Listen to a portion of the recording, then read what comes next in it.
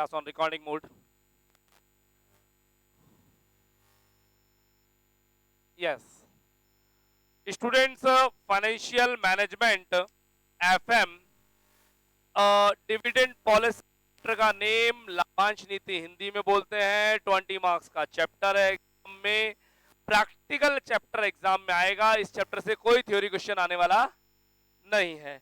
Unit number 5 में लाया करता है, किसी और चैप्टर से कोई रिलेशन नहीं है, यानी अपने आप में किंग है ये चैप्टर 20 आउट ऑफ 20 के लिए। लेकिन हाँ, ये बात कह सकते हैं कि यूनिट नंबर 5 में बहुत सारे चैप्टर्स हैं, उनमें इसकी स्टार रेटिंग डबल स्टार ही है, यानी बहुत ज्यादा इंपॉर्टेंट नहीं है, बट सिलेबस का पार्ट है। और कई अनइंपॉर्टेंट लोग भी हमारी जिंदगी में तहलका मचाते हैं। क्या बोल रहे हो? कई ऐसे लोग जो कि इंपॉर्टेंट नहीं होते, वो भी हमारे को परेशान करते हैं। ये वही है, आइए देख लेते हैं। सर परेशान करेगा क्या? नहीं नहीं नहीं नहीं, परेशान हम करने नहीं देंगे। तो प्लीज, मैंने बोर्ड पे लिखा है, नोट डाउन करें अपनी कॉपी में please. FM financial management, dividend policy मिल गया 20 मार्क्स के लिए प्रैक्टिकल। ये गरिमा पब्लिकेशन है हमारा अग्रवाल।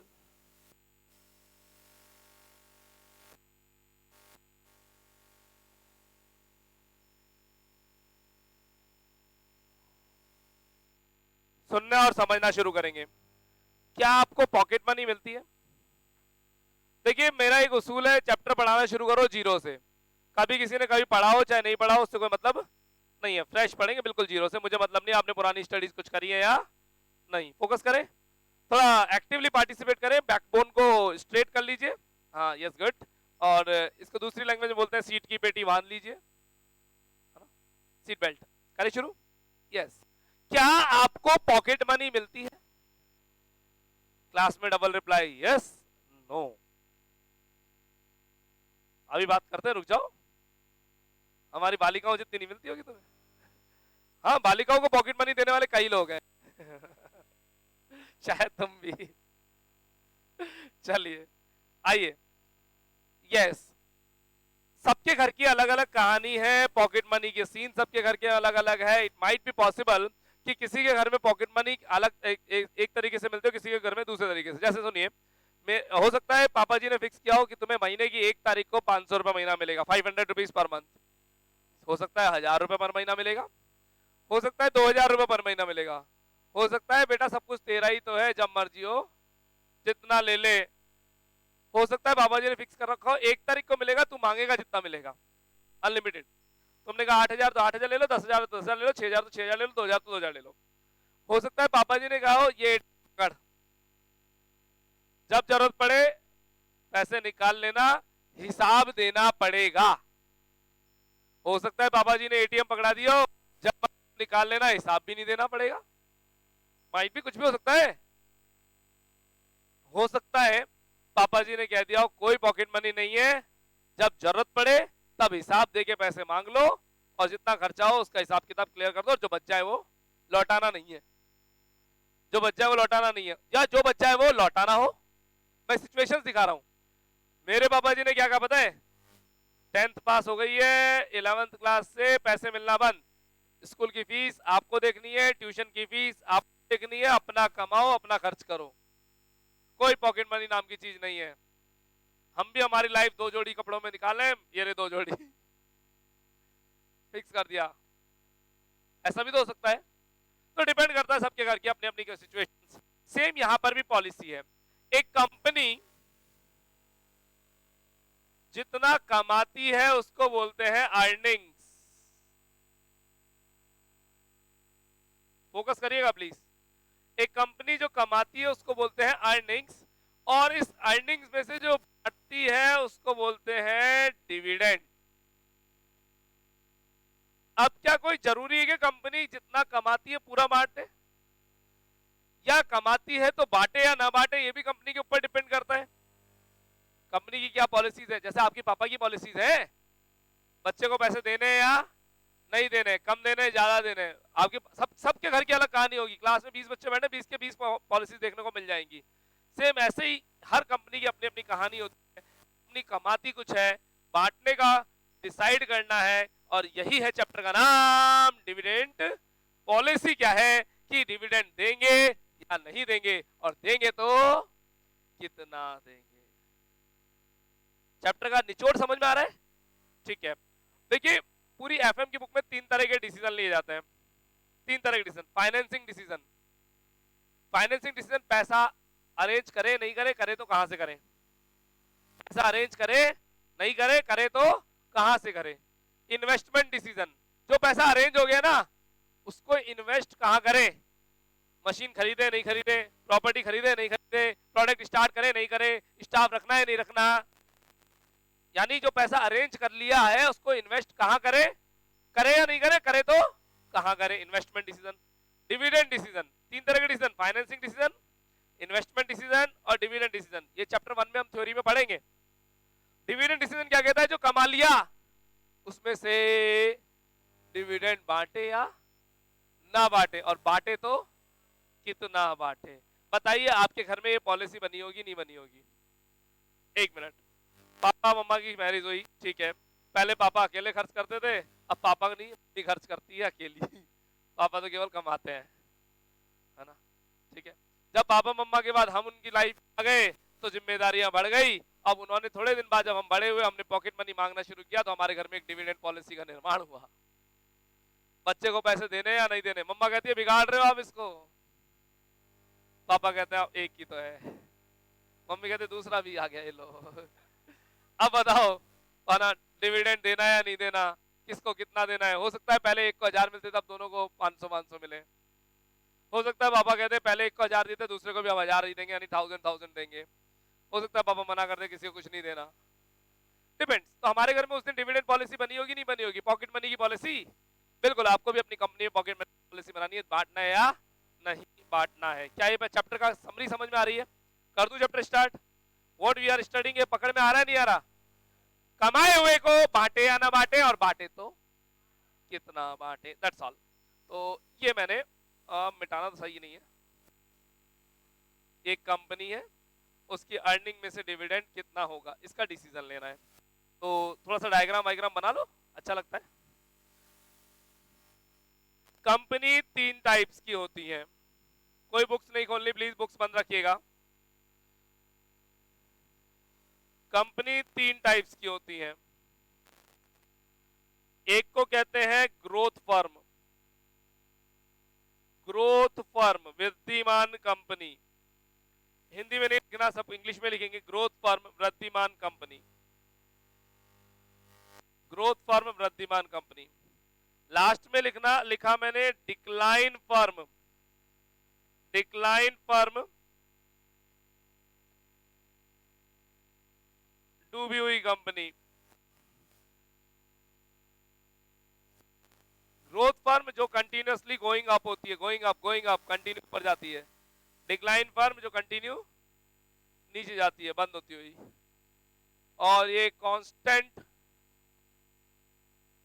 फर्म जो कि स्थिर कंपनी है, इसमें कोई बड़े चेंजेस नहीं हो रहे हैं। जरा सुनना, आमदनी ज्यादा होनी चाहिए, खर्चा, अर्निंग ज्यादा होनी चाहिए, एक्सपेंसेस, अर्निंग ज्यादा होनी चाहिए, एक्सपेंसेस कम होनी चाहिए। चादर से ज्यादा पाँव नहीं फैलाना, बचपन से सीखा है। आप अगर अर्निंग से ज्यादा एक्सपेंसेस करेंगे तो बर्बाद हो जाएंगे और फिर डाप्ट में डूब जाएंगे। ये बात जानते हैं आप? अच्छा, प्लीज बोर्ड पे फोकस करना। एक वर्ड है आर, एक लेटर है आर, स्मॉल लेटर है, स्मॉल लेटर लिखा है आर। आर का मीनिंग होता है rate of return, rate of return, कमाने की दर, कमाने की दर, रेट ऑफ रिटर्न। इसको आप इनकम के नाम से समझ सकते हैं कि ये इनकम को डिनोट करता है R. R rate of return है, कमाने की दर। मैं बिजनेस से कितना रिटर्न कमाता हूं उसको आर से डिनोट करते हैं। एक टर्म होती है बच्चों के ई, के कैपिटल है, ई स्मॉल है और थोड़ा नीचे किया हुआ है, के ई। ये कॉस्ट को रिप्रेजेंट करता है, किसको? कॉस्ट को रिप्रेजेंट करता है, cost of equity, cost of equity, equity share नहीं, इक्विटी। इक्विटी और इक्विटी शेयर में डिफरेंस होता है, बताएंगे बाद में। ये कॉस्ट ऑफ इक्विटी को रिप्रेजेंट करता है। इधर आओ, मैं आपसे पूछना चाहता हूं, आप मत देखो रेट ऑफ रिटर्न और कॉस्ट ऑफ इक्विटी, इधर देखो। इनकम मतलब आर, कॉस्ट मतलब के ई। अरे नहीं लिखना, रुक जाओ, डोंट राइट। क्या ज्यादा होना चाहिए, आर ज्यादा होना चाहिए, ज्यादा होनी चाहिए? आर ज्यादा होना चाहिए, के ही ज्यादा होना चाहिए, इनकम ज्यादा होनी चाहिए, एक्सपेंसेस, इनकम ज्यादा होनी चाहिए, कॉस्ट, इनकम ज्यादा होनी चाहिए, यानी आर ज्यादा होना। ये माइंड में फिट हो रहा है? इसको 2 मिनट के लिए मिटा रहा हूं, ये बाद में लिखेंगे अच्छे से। ग्रोथ फर्म वो फर्म होती है जहां आर ज्यादा होता है और के ई कम होती है। यानी मैं मेरे बिजनेस से कमाता तो हूं 18% और कॉस्ट है मेरी 12%, तो 6% बचता होगा नहीं बचता होगा? बचता होगा, तो मैं ग्रोथ फर्म हूं। अच्छा अच्छा अच्छा अच्छा, अगर आर मेरा कम हो और के ई मेरी ज्यादा हो, आर कम हो और के ई ज्यादा हो, यानी आर तो है मेरा 18%, लेकिन कॉस्ट आ रही है मेरी 20%। अब तो चुना है, लॉस लग रहा है नहीं लग रहा? ठीक, तो आपको कहा जाएगा डिक्लाइन फर्म। कांस्टेंट फर्म क्या होती है? जहां आर इक्वल्स टू क्या होता है? के ई, यानी आपने 18 कमाया और 18 ही खर्च कर दिया, आप स्थिर रहेंगे। जरा सुनिएगा, 1 मिनट प्लीज फोकस करें। इस कंसेप्ट को समझाने के लिए मैं अपनी जान लगाता हूं, प्लीज सोचिएगा, समझिएगा प्लीज, एफिशिएंसी ज्यादा लगाएंगे, है ना? मैं अपने इंस्टीट्यूट में जो पैसा अरेंज करा होगा, फ्री में तो अरेंज होता नहीं है, कुछ पैसा लगा तो रखा होगा। जो पैसा यहाँ लगा रखा है वो बैंक से लोन लेकर के आया हूं, मान लेते हैं 10% ब्याज पे, 10% पे, और अपने बिजनेस से मेहनत करके और जो कमाते हैं वो कमाते हैं 9%। हम बेवकूफ हैं? बेवकूफी तो कहलाएंगे। बिजनेस से मेहनत करके कमा कितना रहे? 9, और बैंक वालों को देना कितना है? 10। 9 कमाएंगे, 10 देना है, एक और जेब से कहीं से लाना पड़ेगा। नेगेटिव सिचुएशन है, हम डिक्लाइन कंपनी कहलाएंगे। हमने बैंक से लोन लेखा है 10, बिजनेस से कमाते हैं 18, 18 में से खर्चे वर्चे काटने के बाद भी हमारा 2-3% बच जाता है, हम ग्रोथ फर्म कहलाएंगे। क्या बात समझ में आती है? ठीक है, जो अभी पढ़ाया वो कुछ नहीं पढ़ाया, अब पढ़ाएंगे मेन चीज। प्लीज लिखना स्ट्रिक्टली मना है, कोई नहीं लिखेगा, don't write, don't write please. समझना शुरू करेंगे, है ना? एक कंपनी है, एक कंपनी, उसमें आपने 100 रुपए लगा रखे हैं। अच्छा 1 मिनट, चलो पहले एक जनरल क्वेश्चन पूछता हूं आपसे, वापस सुनिएगा प्लीज, ध्यान सुने। डिविडेंड कौन सी कंपनी को ज्यादा बांटना चाहिए, ग्रोथ को या डिक्लाइन को? अपना आंसर लॉक करें, कौन सी कंपनी को डिविडेंड ज्यादा बांटना चाहिए, ग्रोथ वाली को या डिक्लाइन वाली को? पता नहीं कोई क्या बोल रहा, कोई क्या बोल रहा। जिन्होंने पढ़ा हुआ है वो अपने मुंह पे टेप लगा लें प्लीज, है ना? बाकियों को पार्टिसिपेट करने दें, है ना? जिन्होंने मेरे से पहले कहीं पढ़ा हुआ है वो ब्रेक मार दे, है ना? बाकी लोगों को पार्टिसिपेट करने दो। आप समझ पा रहे हैं ना? इसलिए कौन सी कंपनी को डिविडेंड बांटना चाहिए?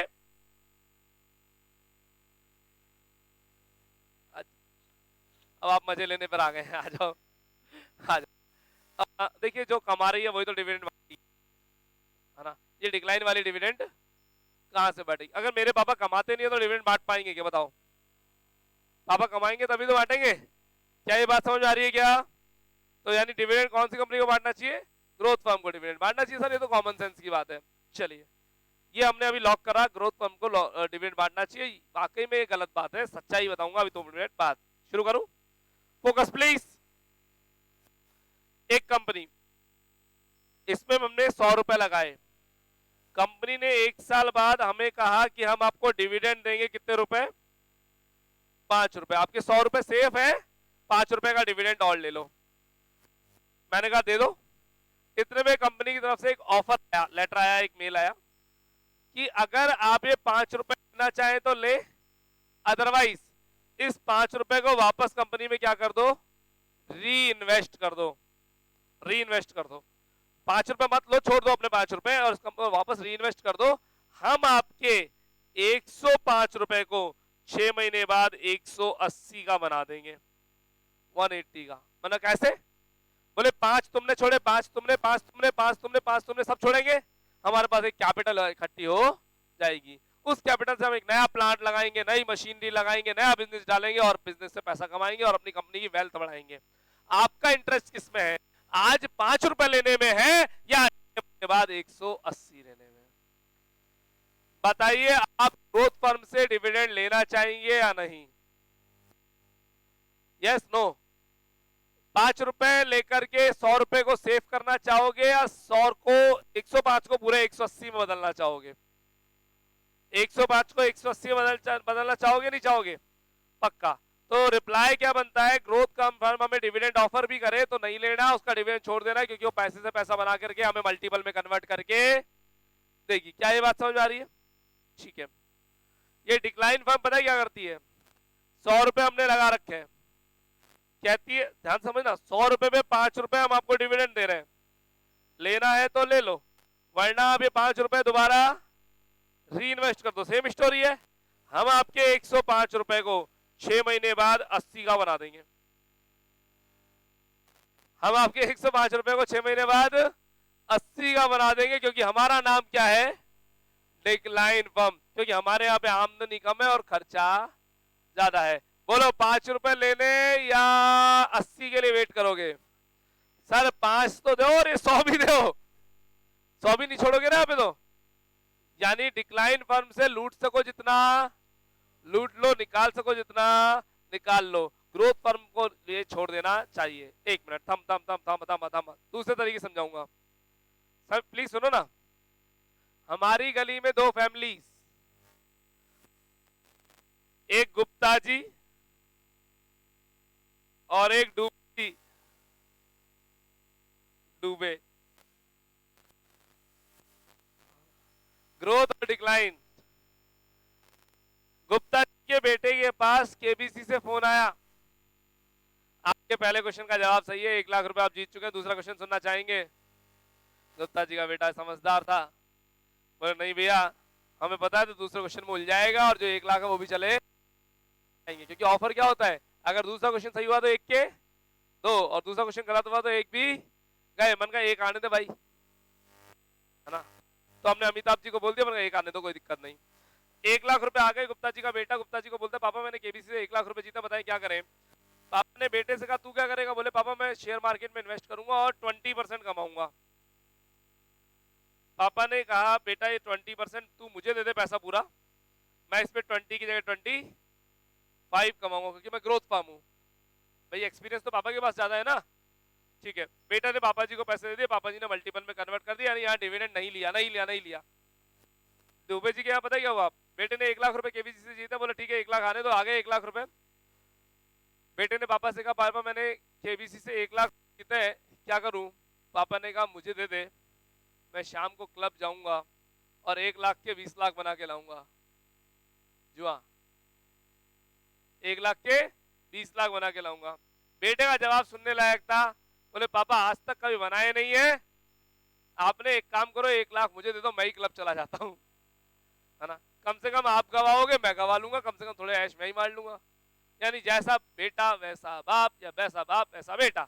यानी ये डिक्लाइन फर्म है। आपकी गली में भी ऐसी 1-2 फैमिलीज आपने देखी होंगी जो आमदनी अठन्नी खर्चे रुपये पे जीती है, उनको डिक्लाइन फर्म बोला जाता है।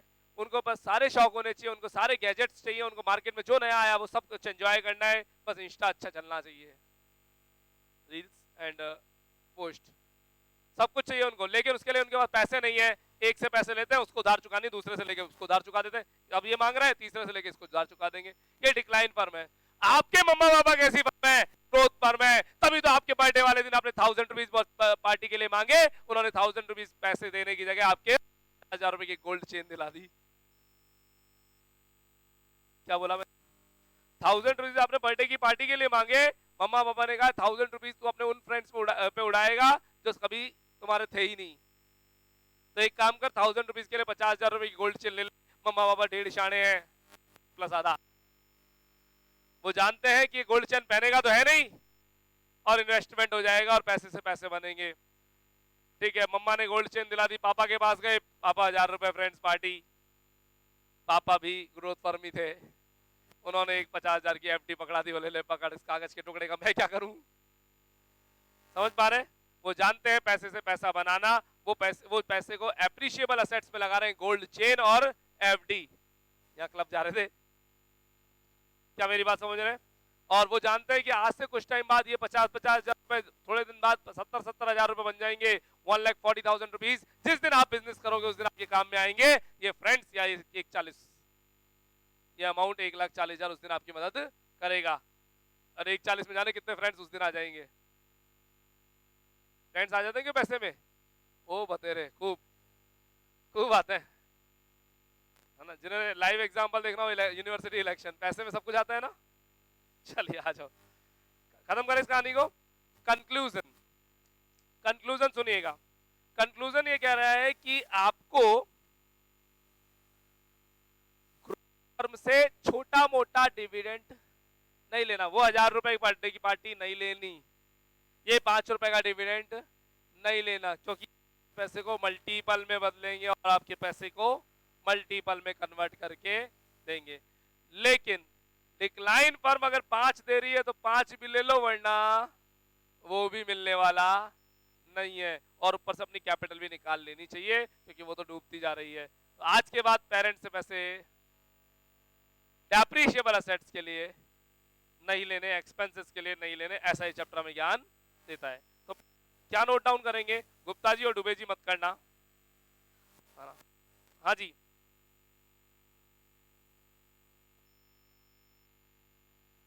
ये डायग्राम बना लीजिए प्लीज, 180 और 80 वाला।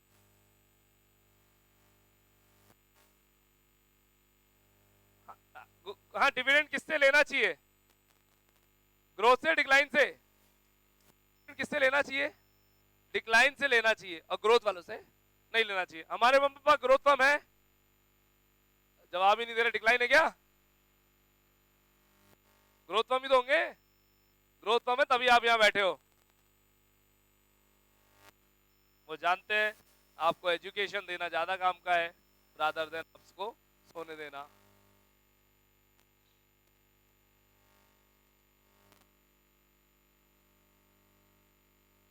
डन। अब एक मजे की बात, शेयर मार्केट में हम क्यों इन्वेस्ट करते हैं? सट्टा खेलने के लिए या डिविडेंड कमाने के लिए?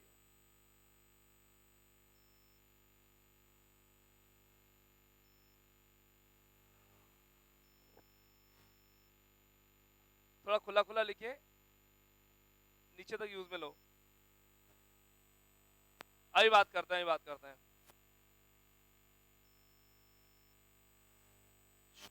अभी शेयर मार्केट चल रहा है, मैं शेयर मार्केट खोल ही लेता हूं।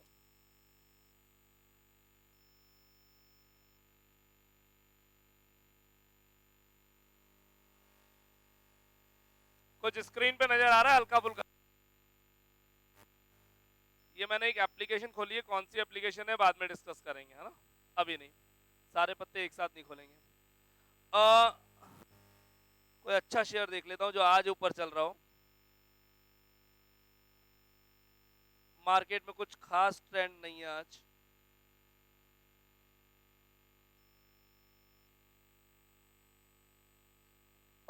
ये रेड ब्लिंक्स क्या होते हैं, ग्रीन ब्लिंक्स क्या होते हैं? नहीं, अगर इतना आसान होता समझना तो शायद सभी कमा लेते हैं यहाँ से। लोग इतना नुकसान खाते हैं कि सुसाइड अटेम्प्ट्स तक जाते हैं, अटेम्प्ट्स नहीं सुसाइड ही कर लेते हैं, है ना। तो यानी कुछ झोल तो है यहाँ, बहुत खतरनाक झोल है ना। किस तरह मार्केट से कमाना है सिखाऊं।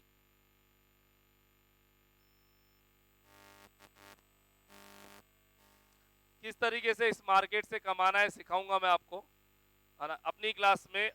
Next two Saturday, next two हमने प्लान किया है इसके लिए, है ना, कि किस तरह से इस मार्केट से आपको कमाना सिखाना है। हल्का हल्का हल्का हल्का सन रोजेस देते जाएंगे। बट अभी की अगर हम बात करें, आप लोग क्या से शेयर मार्केट में डिविडेंड कमाने के लिए इन्वेस्ट करते हो या सट्टा खेलने के लिए? एक अच्छा रिप्लाई क्वेश्चन में क्लास में आ रहा है डिविडेंड कमाने के लिए, और कुछ आवाजें आ रही हैं सट्टा खेलने के लिए। चलिए हल्की सी बात कर लेता हूं, एक नॉलेज देता हूं। मैं चैप्टर से बाहर नहीं जा रहा हूं, चैप्टर में ही कुछ सिखाना है। अभी तक मैं चैप्टर में स्टार्ट ही नहीं किया, लेकिन बेस तो तैयार करूं आपका। मेरा मेन काम है बेस तैयार करना, ताकि आप मार्केट में लोगों से भिड़ सको। हाँ जी, आगे बढ़ने से पहले एक तो जनरल नॉलेज, मार्केट में प्रेफरेंस है या नहीं? मार्केट प्रेफरेंस है या नहीं? नहीं है। कौन सा शेयर है मार्केट में? केवल इक्विटी शेयर है। प्रेफरेंस शेयर केवल किताबों में मिलता है। शेयर्स की application, allotment, first call, second call market में होता है या नहीं होता? नहीं होता, वो केवल किताबों में होता है। शेयर्स खरीदने के लिए आपके लिए क्या, आपके पास क्या होना चाहिए?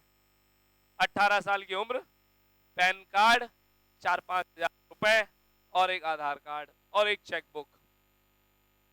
चेकबुक मतलब बैंक अकाउंट होना चाहिए। फिर उसके बाद आगे की प्रोसेसिंग कर सकते हो डीमेट अकाउंट वगैरह वगैरह वगैरह वगैरह, है ना। तो ये सब चीजें हम ही सिखाएंगे बाद में। बट अभी मैं बात करूं, आपने शेयर के ऊपर ऐसे देखा है कभी? मैं नया पे ले लेता हूं, 10 रुपए का शेयर और प्लस 2 रुपए का प्रीमियम, ऐसा देखा है आपने? 10 रुपए के शेयर पे 1 रुपए का प्रीमियम देखा होगा क्या? 10 रुपए के शेयर पे 400 रुपए का प्रीमियम देखा है क्या? सच्चाई यही है, सच्चाई ये 10 रुपए के शेयर पे 400 रुपए का प्रीमियम। ऐसा तो कभी होता ही नहीं है जो किताबों में आपने देखा है। यानी मैं क्या कहना चाह रहा हूं, किताबें किताबी ज्ञान देती है, प्रैक्टिकल लाइफ जरा अलग है। चलिए एक बात कर लेते हैं हल्की सी।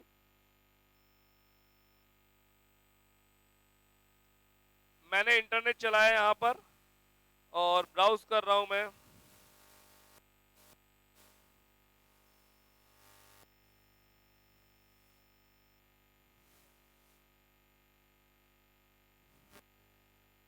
मैंने गूगल किया एमआरएफ शेयर की प्राइस राइट नाउ।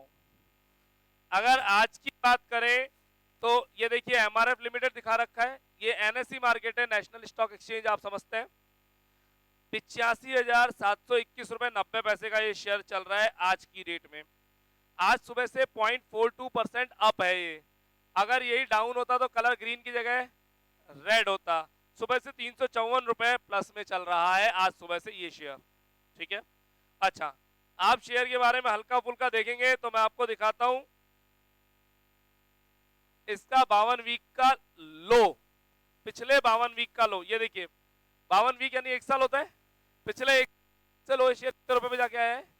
63,000 और आज कितने पे है? 85। नहीं नहीं वो तो डाउन गया था एक सेकंड के लिए, एक सेकंड के लिए डाउन जाता है। अभी मार्केट चल रहा है एक्चुअली में, तो इसलिए वो शो कर रहा था, एक मिनट में के लिए डाउन गया। अभी 42 था ना थोड़ी देर पहले, ये देखो 0.35 हो गया, तो डाउन गया तो इसलिए वो। एक मिनट अपन ऐसे लड़ेंगे नहीं। जैसे जैसे जब जब ये अप जाएगा तो एक ग्रीन झपकी मारेगा, झपकी यानी ग्रीन ब्लिंक करेगा। जब जब डाउन जाएगा तो रेड ब्लिंक करेगा। ओवरऑल अगर प्लस रहेगा तो ग्रीन रहेगा, ओवरऑल डाउन रेड रहेगा तो ओवरऑल माइनस में है। छोड़िए इन सब बातों से मतलब नहीं है, मैं तो आपको दिखा रहा हूँ एक साल के अंदर अंदर शेयर देखो 70,000 से कहा है 85,000, कितना प्लस? 22,000 रुपए प्लस, कितना बड़ा। एक शेयर 63,000 रुपए के 85,000 बना दे, इतना ब्याज कोई नहीं देता। अच्छा, हाईएस्ट कितना गया है? 89,500 बोल दूं, और 85,000 के आसपास है। जिसने यहां खरीदा उसके लिए लॉस, जिसने यहां खरीदा उसके लिए प्रॉफिट। ये मैं नहीं बताना चाह रहा था, मैं बताना चाह रहा था शेयर की फेस वैल्यू। 10 रुपए का शेयर है मात्र, फेस वैल्यू क्या है इसकी? 10 रुपए। मार्केट में कितने का बिक रहा है? 85,000। मैं 2 मिनट के लिए वापस अपनी स्क्रीन पे चलता हूं नॉर्मल पे। यस प्लीज फोकस करेंगे, फोकस फोकस। आज आपको ये शेयर खरीदना है तो 10 रुपए का मिलेगा या 85,000 का? 85,000 का। आपने एक साल इस शेयर को होल्ड किया 85,000 रुपए लगाने के बाद, साल के एंड में कंपनी कहती है हम आपको 10% डिविडेंड देंगे। कितना परसेंट? भाई आपने शेयर मार्केट में डिविडेंड कमाने के लिए तो इन्वेस्ट किया था, तो कंपनी ने कहा हम आपको 10% डिविडेंड देंगे। आपके घर पर चेक आएगा 85,000 रुपए का, 10%, बोलो कितना होता है? 8,500 रुपए का चेक आपके घर पे साल के एंड में आ जाएगा। Absolutely wrong. डिविडेंड मिलता है फेस वैल्यू पे, ऐसा हमने फर्स्ट ईयर में पढ़ा है। फेस वैल्यू कितनी है? 10 रुपया। 10 रुपए का 10%, 1 रुपया। 85,000 रुपए लगाओ, साल भर होल्ड करो, साल के एंड में 1 रुपया का चेक आएगा आपके घर। क्या ये सच्चाई है? जी हाँ। क्या सर वाकई में कंपनियां 1 रुपए का चेक बेचती होंगी? मेरे घर पे 30 रुपए, 35 रुपए, 70 रुपए के खूब चेक्स आते हैं, इकट्ठे करके बैंक में एक साथ लगा जाता हूँ। डिविडेंड आता होगा ना बहुत सारे शेयर्स का, आता है। कई कंपनी डायरेक्ट अकाउंट में डालती है, कई चेक भेजती है, ज्यादातर के चेक्स आते हैं। सुनेगा प्लीज, सुने सुने, है ना प्लीज। मेरे घर का पानी का बिल निकाल देते हैं डिविडेंड, बस इससे ज्यादा नहीं, इससे ज्यादा नहीं। मैं पानी पी सकता हूँ इससे, दाल रोटी ना बना, पनीर तो बिल्कुल नहीं। तो दाल रोटी खाने के लिए और पनीर खाने के लिए मेरे को क्या करना पड़ेगा? सट्टा खेलना पड़ेगा। अब आप बताएं 85,000 रुपए लगा करके साल भर बाद 1 रुपया कमाएंगे क्या? और 1 रुपया तो कब कमाएंगे जब कंपनी कितना डिविडेंड दे रही हो। कंपनी ने 2% दिया तो 20 पैसा है ना। तो टॉपिक पर आऊंगा, शेयर मार्केट में आप कभी भी डिविडेंड कमाने के लिए इन्वेस्ट नहीं करते हैं। फिर काहे के लिए करते हैं? सट्टे के लिए। मैं चाहूंगा ये शेयर कल एक दिन बाद 86,000 का हो जाए और मैं एक दिन में कितने रुपए कमा लूं? 1000 रुपए कमा लूं। सर उल्टा हो गया तो 84 हो गया तो 1000 रुपए का चूना है लॉस। यही तो सट्टा है। तो आप शेयर मार्केट में पैसा इन्वेस्ट करते हैं वो डिविडेंड कमाने के लिए करते हैं या मार्केट प्राइस फ्लक्चुएशन से सट्टा खेलने के लिए करते हैं? सर आप सट्टा नाम मत बोलो, थोड़ा अजीब लगता है, जुआ बोल दे तो। लीगल सट्टा, लीगल जुआ, यही है शेयर मार्केट, एग्जैक्टली यही है। कोई फंडे काम नहीं करते, कोई स्ट्रेटजीज काम नहीं करती है जब किस्मत बुरी होती है, और जब किस्मत अच्छी होती है तो आप कहीं पे भी पैसा लगा दो आपका पैसा मल्टीपल में कन्वर्ट हो जाता है। आपका बैंक एफडी पर साल का 5% ब्याज दे रहा है आजकल, 5-5.5%। बहुत सारे शेयर है जो एक दिन में 10-10% बढ़ते हैं। परसों हाथवे नाम का शेयर, हाथवे सुना होगा आपने, हाथवे केबल केबल आता है ना, केबल कनेक्शन, परसों 11% बढ़ा है एक दिन में। एक दिन में 11% प्रॉफिट देके गया है हाथवे। समझ पा रहे हैं आप हल्का सा? एक दिन में 11% है, साल भर में 5%, और साल भर में जो 5% एफडी पे इंटरेस्ट आएगा उस पर टीडीएस और काट लेंगे ये लोग, टैक्स काट लेंगे गवर्नमेंट। क्या मेरी बातें समझ में आ रही है? टॉपिक पर आएंगे वापस। शेयर मार्केट में आप शेयर की प्राइस में इंटरेस्टेड हो 84, 85, 86 में, या उस 10% डिविडेंड में इंटरेस्टेड हो? Final reply. आप प्राइस में इंटरेस्टेड है या डिविडेंड में? जल्दी बोले। आपको मार्केट प्राइस से मतलब है डिविडेंड से?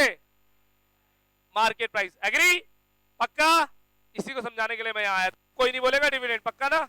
जितने लोग डिविडेंड बोल रहे थे उनका माइंड मैंने चेंज किया। मैंने आज 2 जगह आपका चेंज किया। आप बोल रहे थे जो ग्रोथ फर्म है वो डिविडेंड ज्यादा बांटेगी, लेना है क्या? बोलो। नहीं, उल्टा चेंज कर दिया। डिविडेंड कहां से लेना है? डिक्लाइन कंपनी से डिविडेंड ज्यादा लेना है, लूट सको जितना लूट लो, और ग्रोथ कंपनी से डिविडेंड लेना स्वास्थ्य के लिए हानिकारक है। वापस चलता हूं मैं अपने फर्स्ट पेज पर। मैं केवल और केवल आपके माइंड की मेंटालिटी चेंज कर रहा हूं और बाकी कुछ नहीं। आइएगा please.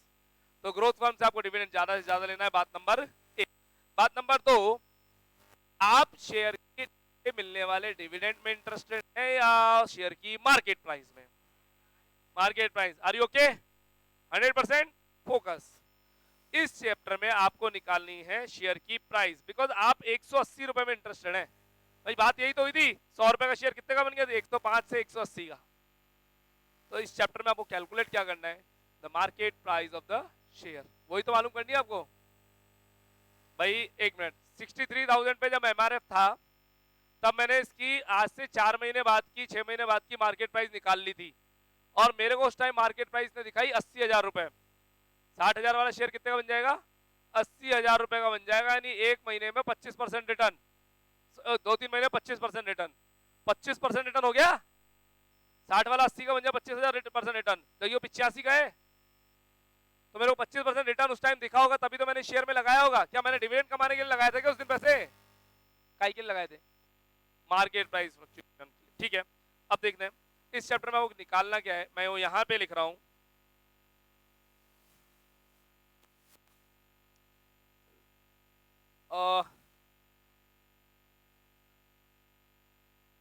Value of the share,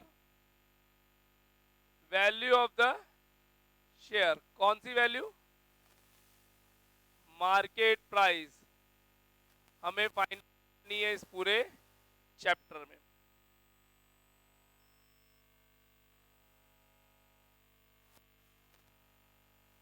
box बना के लिख दीजिए। फाइनल कंक्लूजन पता है क्या है इस चैप्टर में? क्या फाइंड आउट करना है? शेयर की क्या होगी फ्यूचर में।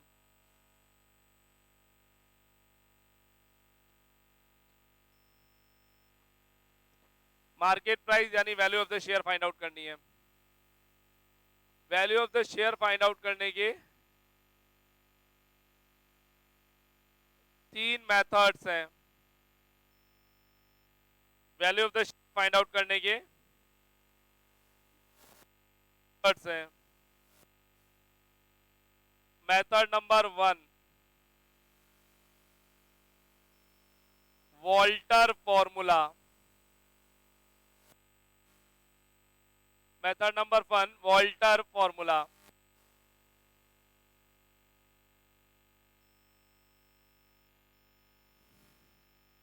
थोड़ा मार्कर सपोर्ट नहीं कर रहा मेरे को, बट चलने दीजिए, कोई इशू नहीं है, दिक्कत नहीं आएगी। वॉल्टर के बाद सेकंड है गॉर्डन फॉर्मूला। देखो हिंदी में गार्डन।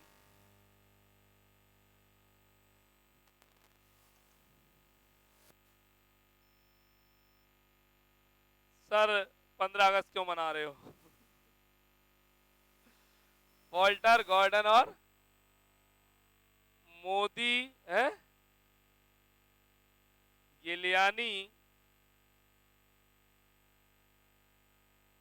Miller formula. इन्हें सारी दुनिया एमएम के नाम से जानती है। मोदी गिलानी मिलर, एम, दो बंदे थे, मोदी गिलानी अलग था, मिलर अलग था, दोनों ने ज्वाइंट में एक फॉर्मूला बनाया। सारी दुनिया एमएम के नाम से जानती है। वॉल्टर, गॉर्डन और मोदी गिलानी मिलर, तीन बंदे फॉर्मूले बना के छोड़ गए हमारे लिए, बोले तुम पढ़ते रहना। क्या जरूरत थी इनके फॉर्मूला बनाने की। चलिए, चैप्टर में क्या कैलकुलेट करना है आपको?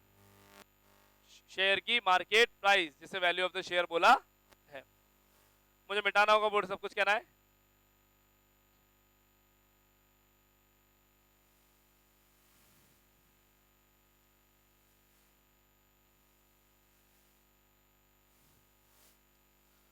यस, फोकस करेंगे प्लीज। मैंने हेडिंग डाली वॉल्टर फॉर्मूला। वॉल्टर पहला वाला बंदा। फॉर्मूला थोड़ा अजीबो गरीब है, अजीब भी और गरीब भी है ना। याद मैं ही कराऊंगा फॉर्मूला, आइए प्लीज। लिखना स्ट्रिक्टली मना है। वैल्यू ऑफ द शेयर को हम P0 से रिप्रेजेंट करेंगे। किससे रिप्रेजेंट? या P से कर दो, P0 मत करो, P कर दो, P।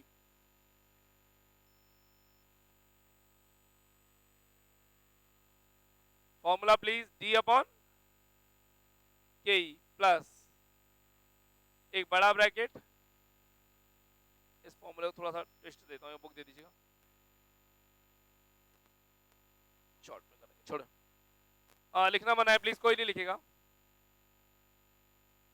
नहीं, आर ब्रैकेट में ई माइनस डी अपॉन के ई होल अपॉन के ई। इन सब की फुल फॉर्म्स अभी लिखवाऊंगा, एवरी लिखवाऊंगा, प्लीज रुक जाओ, रुक जाओ, प्लीज रुक जाओ। फॉर्मूले में जो चीज कह रहा हूं वो मेरे को बताओ। डिवाइड बाय कितनी बार है? 3 बार। फॉर्मूले में डिवाइड बाय कितनी बार है? 3 बार है। तीनों बार डिनोमिनेटर में नीचे कौन है? तीनों बार डिनोमिनेटर में नीचे कौन है? हर के स्थान पे कौन है? के ई। ठीक। स्टूडेंट जब फॉर्मूला लिखेंगे तो ध्यान रखिएगा, ये सेंटर वाला जो डिवाइड बाय बड़ा होना चाहिए, ऊपर वाला डिवाइड बाय छोटा होना चाहिए। ऐसा का ऐसा फॉर्मूला लिख दीजिए please.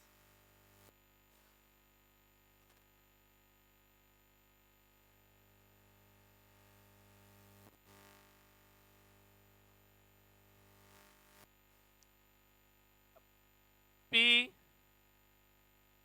Price of the share जो फाइंड आउट करनी है, P price of the share जो फाइंड आउट करनी है, बोले तो MPS।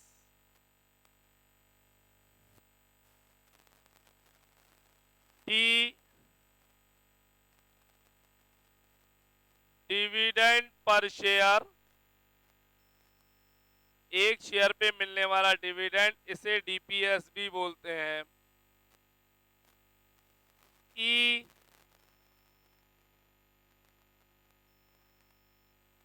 अर्निंग पर शेयर, इसे EPS भी बोलते हैं।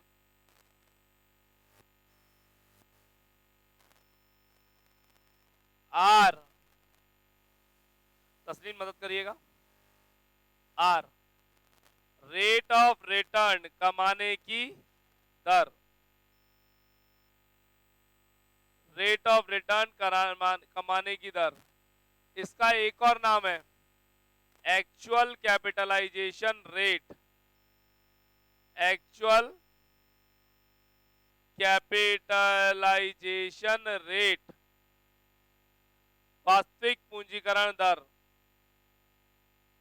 हम रियल में इतना कमाते हैं मेहनत करके, एक्चुअल कैपिटलाइजेशन रेट,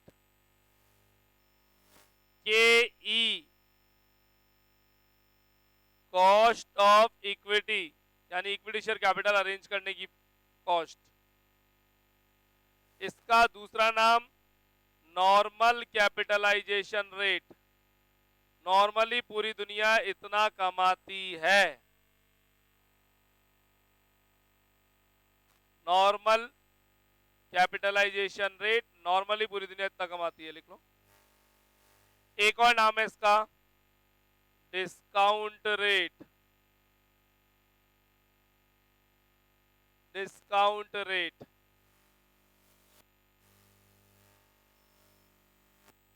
डन। यहां थोड़ा कंफ्यूजन होता है आपको क्वेश्चन में, कौन सा आर है कौन सा के है मालूम नहीं पड़ रहा था कई बार, तो जब पूरा क्वेश्चन पढ़ेंगे तो हमेशा मालूम पड़ जाएगा। एग्जाम में आप फॉर्मूले के साथ साथ इस एब्रिविएशंस का क्लैरिफिकेशन एज इट इज लिखना कंपलसरी है एग्जाम में।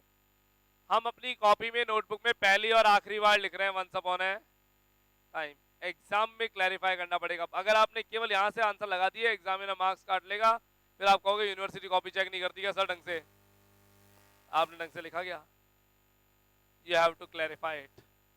ठीक है, तो इस फॉर्मूले अप्लाई करके आपको आंसर्स कैलकुलेट करने पड़ेंगे, उसके लिए हमें बुक जाना पड़ेगा और प्रैक्टिस करनी पड़ेगी। बुक के अंदर मैं डायरेक्टली स्टार्ट करूंगा कल इलस्ट्रेशन नंबर 2 से, लेकिन आज की क्लास की समरी पहले बताना चाहूंगा प्लीज। हम पढ़ रहे dividend policy unit number 5, 20 marks, practical chapter double star rating है।